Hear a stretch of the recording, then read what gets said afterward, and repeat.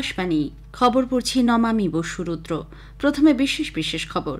কেন্দ্রীয় মন্ত্রিসভা 12টি নতুন গ্রিনফিল্ড স্মার্ট শিল্পনগরী গড়ে তোলা এবং 730টি বেসরকারি FM চ্যানেলের জন্য নিলাম ছাড়পত্র দিয়েছে। জম্মু কাশ্মীর বিধানসভা নির্বাচনে প্রথম দফায় জমা পড়া মনোনয়নপত্রগুলি গতকাল পরীক্ষার পর 160টি বৈধ বলে জানানো হয়েছে। ভারত ও রাশিয়ার বিপর্যয় মোকাবিলা বিষয়ক যৌথ কমিশনের দ্বিতীয় বৈঠক গতকাল মস্কোতে শুরু হয়েছে। একাধিক অপরাধে অভিযুক্ত মেসেজিং অ্যাপ্লিকেশন টেলিগ্রামের প্রতিষ্ঠাতা এবং সিইও পাভেল দুরভ 50 লক্ষ ইউরোর বিনিময়ে জামিন পেয়েছেন। বিপুল উৎসাহ উন্মাদনার মধ্যে দিয়ে প্যারিসে সূচনা হয়েছে প্যারালিম্পিক্স গেমস 2024-এর। আজ জাতীয় ক্রীড়া দিবস। কিংবদন্তি হকি খেলোয়াড় মেজর ধ্যানচাঁদের জন্মদিনটি দেশজুড়ে নানা অনুষ্ঠানের মধ্যে দিয়ে পালন করা হচ্ছে। আসছে বিস্তারিত খবরে। দেশে শিল্প মানচিত্রের রূপান্তর ঘটাতে কেন্দ্রীয় মন্ত্রিসভা জাতীয় শিল্প করিডোর উন্নয়ন প্রকল্পের অধীনে 12টি নতুন গ্রিনফিল্ড স্মার্ট শিল্পনগরী গড়ে তোলার ব্যাপারে ছাড়পত্র দিয়েছে। নতুন দিল্লিতে গতকাল মন্ত্রিসভার বৈঠকের পর তথ্য সম্প্রচার মন্ত্রী অশ্বিনী বৈষ্ণব জানান, গোটা শিল্পক্ষেত্রটির জন্য আনুমানিক খরচ ধরা হয়েছে 28,602 কোটি টাকা। এই প্রকল্প বাস্তবায়িত হলে 10 লক্ষ প্রত্যক্ষ এবং প্রায় 30 লক্ষ পরোক্ষ কর্মসংস্থানের সুযোগ সৃষ্টি হবে। 10টি রাজ্যে 6টি প্রধান করিডোরে কৌশলগত উপায়ে এই প্রকল্পগুলি গড়ে তোলার পরিকল্পনা করা হয়েছে। এগুলি হল উত্তরাখণ্ডের খুপিয়া, বিহারের গোয়া, পাঞ্জাবের রাজপুরা পাতিয়ালা, তেলেঙ্গানার জাহিরাবাদ, মহারাষ্ট্রের দিঘি, অন্ধ্রপ্রদেশের ওভারভাকাল এবং কোপ্পার্থী, কেরালার পালাক্কাড়, রাজস্থানের যোধপুর পালি এবং উত্তরপ্রদেশের আগ্রা ও প্রয়াগরাজ। মন্ত্রিসভা 234টি নতুন শহরে 730টি বেসরকারি FM চ্যানেলের নিলামের বিষয়েও ছাড়পত্র দেয়। এর মধ্যে পশ্চিমবঙ্গে নতুন চ্যানেলের সংখ্যা 13। এছাড়াও উত্তরপ্রদেশে 32, অন্ধ্রপ্রদেশে 12, মধ্যপ্রদেশে 20, রাজস্থানে 19, বিহারে 18, মহারাষ্ট্রে এবং তামিলনাড়ুতে 11টি করে এবং অসমের 6টি বেসরকারি FM চ্যানেল এই নিলাম হবে। মাতৃভাষায় অনুষ্ঠান সম্প্রচারে উৎসাহ দিতে এবং নতুন কর্মসংস্থান সৃষ্টির লক্ষ্যেই এই উদ্যোগ। তথ্য সম্প্রচার মন্ত্রী অশ্বিনী বলেন, এই সিদ্ধান্ত FM রেডিওকে সমাজের দ্বি ও ত্রিস্তরীয় শহরের কাছে পৌঁছে দেবে। নজর দেওয়া হবে স্থানীয় শিল্পীদের দক্ষতার উপর। এজন্য ন্যূনতম মূল্য ধরা হয়েছে 784 কোটি টাকা। অন্যদিকে কেন্দ্রীয় প্রকল্প কৃষি পরিকাঠামো তহবিলের বিস্তারের দিকটি মন্ত্রিসভার অনুমোদন পেয়েছে। এই সিদ্ধান্ত দেশের কৃষি পরিকাঠামো ও কৃষক সম্প্রদায়কে আরও শক্তিশালী করে তুলবে বলে জানানো হয়েছে।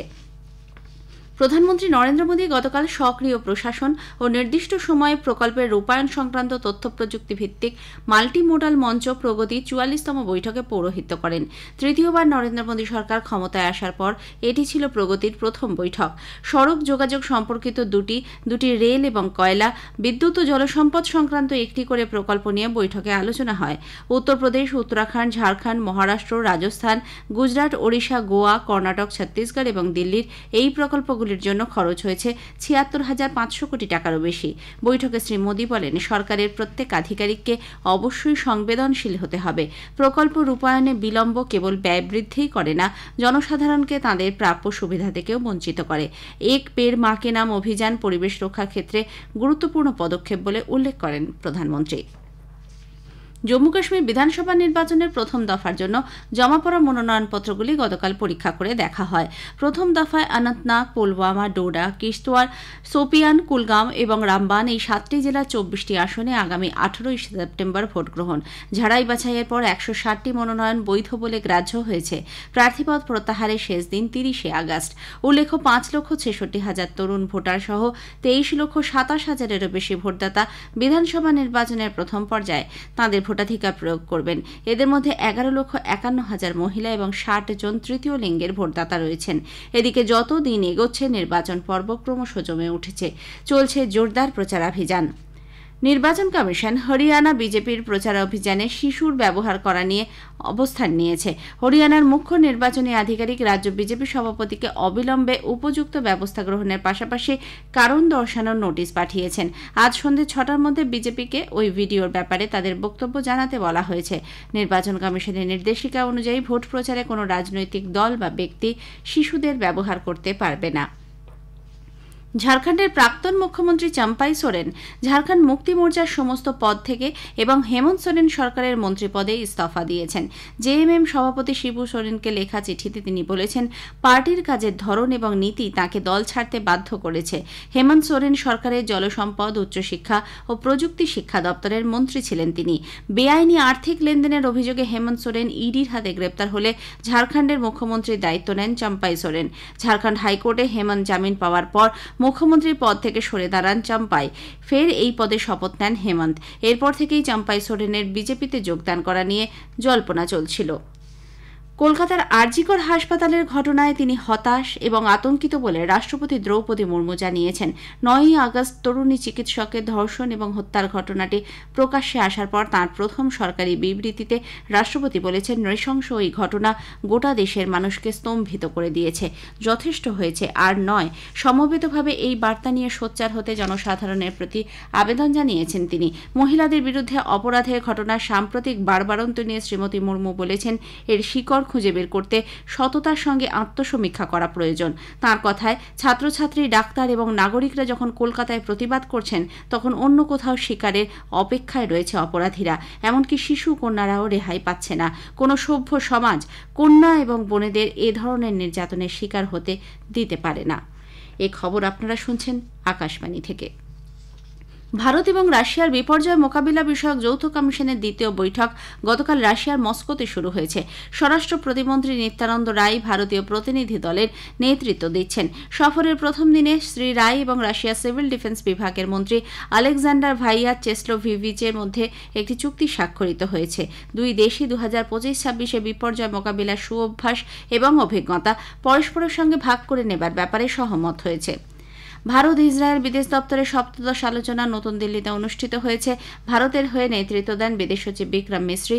অন্যদিকে ইসরায়েলের পক্ষে নেতৃত্বে ছিলেন সে দেশের বিদেশ মন্ত্রকের ডিরেক্টর জেনারেল ইয়াকভ ব্রিটস্টেইন। দুদেশের কৌশলগত অংশীদারিত্বের ওপর গুরুত্ব দিয়ে দ্বিপাক্ষিক স্বার্থ সংশ্লিষ্ট বিভিন্ন বিষয় আলোচনা করেন তারা। পশ্চিম এশিয়া এবং ভারত প্রশান্ত মহাসাগরীয় অঞ্চলের বর্তমান পরিস্থিতি নিয়েও উভয় পক্ষ মতবিনিময় করেছে। বাংলাদেশের দেশত্যাগী প্রধানমন্ত্রী শেখ হাসিনা এবং তার সহযোগী ক্যাবিনেট মন্ত্রীদের বিরুদ্ধে আরও 4টি মামলা রুজু হয়েছে। সংবাদ মাধ্যমে প্রকাশিত খবর অনুযায়ী এই নিয়ে মোট মামলার সংখ্যা 75-এ পৌঁছল। এগুলির মধ্যে 63টি হত্যার অভিযোগ, 7টি গণহত্যার। এছাড়াও অপহরণ সহ আরও কয়েকটি ধারায় অভিযোগ দায়ের হয়েছে হাসিনা ও সহযোগীদের বিরুদ্ধে।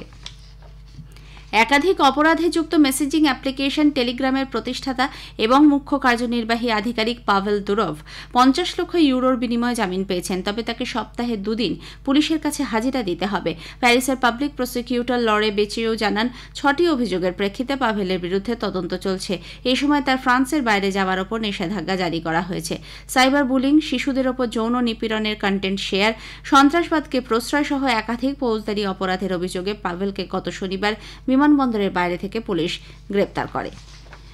ইরানে এই প্রথম সরকারের মুখপাত্র হচ্ছেন একজন মহিলা। রাষ্ট্রপতি মাসুদ পেজেশকিয়ানের পরামর্শে প্রথম মহিলা সরকারি মুখপাত্র হিসেবে ফাতেমে মোহাজারিনীর নাম অনুমোদন দিয়েছে সে দেশের মন্ত্রিসভা। বিজনেস অ্যাডমিনিস্ট্রেশনে ডক্টরেট 54 বছর বয়সী মোহাজেরানি শরিয়াতি বিশ্ববিদ্যালয়ের কারিগরি ও বৃত্তিমূলক প্রশিক্ষণ বিভাগের প্রধান হিসেবে দায়িত্ব সামলেছেন। টানা 4 দিন ধরে গুজরাটের বিভিন্ন অংশে ভারী বৃষ্টি চলছে। দেবভূমি, দ্বারকা, জামনগর, পোরবন্দর, রাজকোট সহ সৌরাষ্ট্রের জেলাগুলিতে গত 24 ঘণ্টায় অতি ভারী বৃষ্টি হয়েছে। তবে বদোদরা সহ মধ্য গুজরাটের বন্যা কবলিত এলাকায় বৃষ্টির পরিমাণ কমেছে। যদিও বিস্তীর্ণ এলাকায় এখনও জলমগ্ন, ত্রাণ ও উদ্ধার কাজ চলছে। গত 4 দিনের বৃষ্টিজনিত নানা কারণে রাজ্যে কমপক্ষে 25 জন প্রাণ হারিয়েছেন।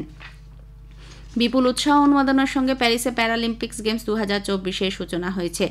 এবারের প্যারালিম্পিক্স গেমসে মোট 84 জন ভারতীয় প্যারা অ্যাথলিট অংশ নিচ্ছেন। 2020 টোকিও প্যারালিম্পিক্সে জ্যাভলিন থ্রো বিভাগে স্বর্ণপদক জয়ী সুমিত তান্টেল এবং টেবিল টেনিসে বিশ্ব রেকর্ডকারী ভাগ্যশ্রী যাদব ভারতীয় দলের নেতৃত্ব দেন। ভারতীয়রা মোট 22টি ক্রীড়া বিভাগের মধ্যে 12টিতে অংশ নেবেন। প্রধানমন্ত্রী নরেন্দ্র মোদী জানিয়েছেন, 140 কোটি দেশবাসীর শুভেচ্ছা ভারতীয় দলের সঙ্গে রয়েছে।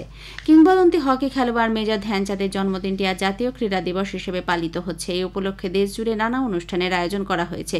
কেন্দ্রীয় যুব বিষয়ক এবং ক্রীড়ামন্ত্রী ড মনসুখ মান্ডভিয়া আজ দেশের নাগরিকদের কমপক্ষে 1 ঘণ্টা আউটডোর স্পোর্টসে অংশ নেওয়ার আহ্বান জানিয়েছেন। মার্কিন ওপেন টেনিসে মহিলাদের সিঙ্গলসে আরিয়ানা সাবালেঙ্কা, কোকো গৌফ এবং ভিক্টোরিয়া আজারেঙ্কা তৃতীয় রাউন্ডে পৌঁছেছেন। পুরুষদের সিঙ্গলসে সার্বিয়ার নোভাক জোকোভিচ জোকোভিচ দ্বিতীয় রাউন্ডে স্বদেশী লাসলো জেরের মুখোমুখি হয়েছেন। শেষ করার আগে খবরের বিশেষ কিছু অংশ আরও একবার। কেন্দ্রীয় মন্ত্রিসভা 12টি নতুন গ্রিনফিল্ড স্মার্ট শিল্পনগরী গড়ে তোলায় ছাড়পত্র দিয়েছে। জম্মু কাশ্মীর বিধানসভা নির্বাচনে প্রথম দফায় মনোনয়নপত্র পরীক্ষা করা হয়েছে। খবর শেষ হলো।